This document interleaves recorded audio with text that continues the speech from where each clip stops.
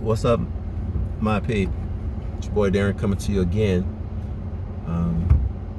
I really want to talk to people who stand in their own way of success.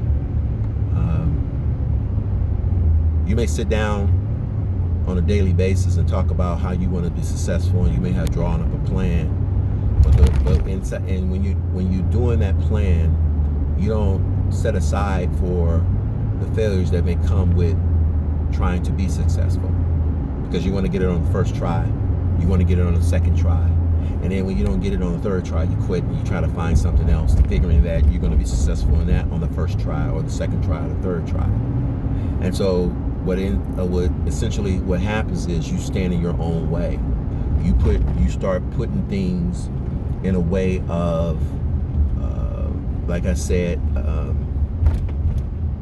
sabotaging your own gift, because you have not come to the realization that it's going to take time and effort to get the very things that you want out of life. You're not really focusing on the long journey. You're focusing on the right now. Right now I want to lose 50 pounds. Right now, I want to have a successful business. Right now, I want to, provide for my family. Right now, I want to be this ultimate person. Right now, I want to, be kinder, gentler, whatever. Okay? And everything that you want to do, it takes a process. It's a process for you to do this. And if you don't put the time and energy and effort into it, all it is going to be words that you just saying to yourself. It has nothing to do with, do you have the ability to do it? I think everybody has the ability to do something that they was meant to do, but I don't think people have the stamina. I don't think they have the resolve. I don't think they have the fortitude to move forward and be the person that they long to be. Because there's too many times that if you get distracted, you want to do all the things, but you don't want to put the time into it. You want the success. You want to be great at what you do. I mean, you have it all written out. You're doing what you're doing all the things that you believe you're doing, but you're not preparing for it. You can sit around and talk to somebody for 2 or 3 hours about something, but when I tell you to go out and work and do this or whatever you got to do it, you can't do it. You don't have the time for it. And then you wonder why the results are not there. It's already going to be tough enough for you to succeed, because everything you want to do that's going to get you out of your comfort zone is setting you up to fail. Because when you're comfortable, you really gonna when you're comfortable, you set yourself up to the point where, okay, I'm good, I'm content, I don't need to do anything more than I'm doing. But the moment you challenge yourself to go beyond that comfort zone and do something that's going to require your time and energy, essentially you're going to get to a point where you've never been before. It's going to be challenges that you never experienced before. It's like running that first mile. You never ran it before. You only ran a half a mile. So when you go and start that third lap, your mind's going to work with you a little bit. Your mind's going to say, hey, we haven't gone beyond 2 laps before. Okay? Because you're going to have that pull and tug. Hey, we were good with the 2 laps. So now you want to stretch it to 3. And so that you're going to have that battle. You're going to have that fight. Okay? You were in sales, we were okay making $2,000 a month. Now you want to go 5. So you're gonna have that confrontation with your mental self.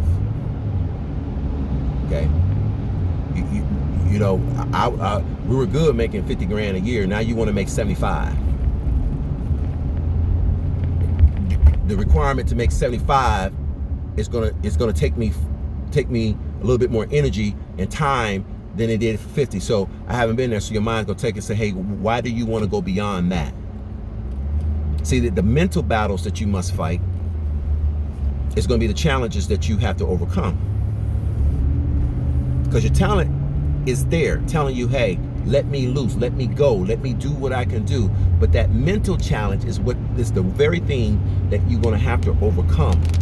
You're gonna have to hit it square on the chin and say, hey, look, I got this. And then when you fail, it's gonna be that I told you.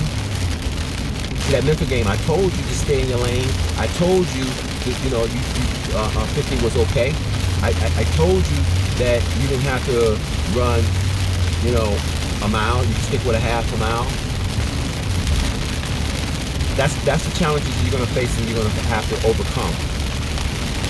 And when you win that battle, trust me, when you win that battle, that mental battle, I mean, so many things can open up, because the physical is very apparent when you physically can't do something. Okay? That's a whole different, but when you physically are able to do something and you're not doing it, then that tells me that's a mental thing. That's mental. It has nothing to do with physical. So when you overcome the mental battles of your everyday life and you conquer it and you defeat it, then everything else is there to take us for the taking. Because you're gonna already think that, hey, I got this. I got this. Because I have seen too many times where people have a physical ailment and they overcome it because they didn't allow their physical ailment to be the reason why they didn't do something or they didn't accomplish something. And the only way you can do that is that you gotta be on top of your mental game, gotta be stronger than your physical game. Okay? It has to be. There's no question it has to be. That's not even for the debate. Okay?